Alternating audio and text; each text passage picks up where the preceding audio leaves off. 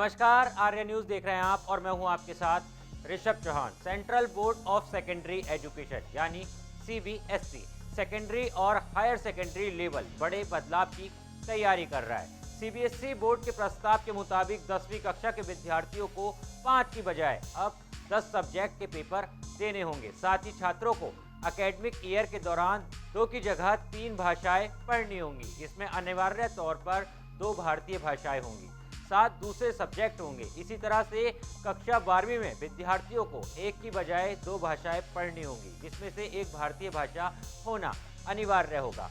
प्रस्ताव के मुताबिक छात्रों को 6 विषयों में पास होना होगा। वर्तमान में कक्षा 10वीं और 12वीं में 5-5 विषयों में पास होना होता है। हाल ही की बात करें तो स्कूल के करिकुलम में क्रेडिट सिस्टम नहीं है। सीबीएसई की योजना के मुताबिक एक एकेडमिक ईयर में पढ़ाई के 1200 अनुमानित घंटे यानी नेशनल लर्निंग आवर्स होंगे, जिसके 40 क्रेडिट मिलेंगे।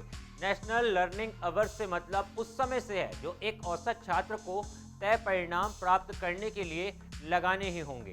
दूसरे शब्दों में कहें तो हर सब्जेक्ट के लिए निश्चित घंटे आवंटित किए गए हैं। एक वर्ष में एक छात्र को पास होने के लिए सीखने के कुल 1200 घंटे देने ही होंगे। इन 1200 घंटों में स्कूल की एकेडमिक शिक्षा और स्कूल के बाहर की नॉन एकेडमिक शिक्षा का एक्सपेरिमेंटल शिक्षा दोनों शामिल होंगे।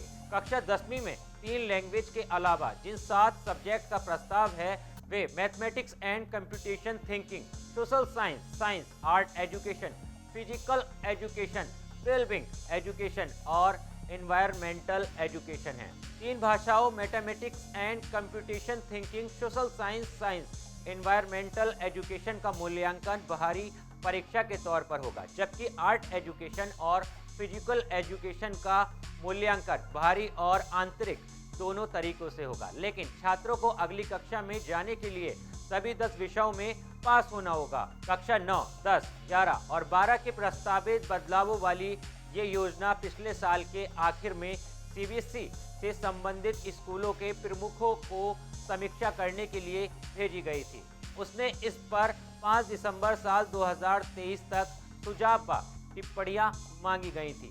रिपोर्ट के मुताबिक सीबीएसई के एक अधिकारी ने बताया कि बोर्ड के स्कूल प्रमुखों और शिक्षकों से फॉर्मल रिस्पांस मिला है। हालांकि स्कूल प्रमुखों ने कुछ पॉइंट पर चिंता जाहिर की है, जैसे नए करिकुलम में कैसे शिफ्ट किया जाएगा, किस तरह से इसे लागू किया जा सकता है, जैसे कि स्कूल के अंदर और बाहर एकेडमिक और नॉन एकेडमिक लर्निंग को क्रेडिट में कैसे बदला जाएगा और ये कैसे संभव हो पाएगा। सीबीएसई अधिकारी ने कहा, हम कुछ ऐसे गाइडलाइंस का सेट बनाने का काम कर रहे हैं जो स्कूल में शिक्षकों को इस बदलाव को लागू करने में मदद करेगी। गाइडलाइंस से नया सिस्टम लागू करने में उनका मार्गदर्शन होगा।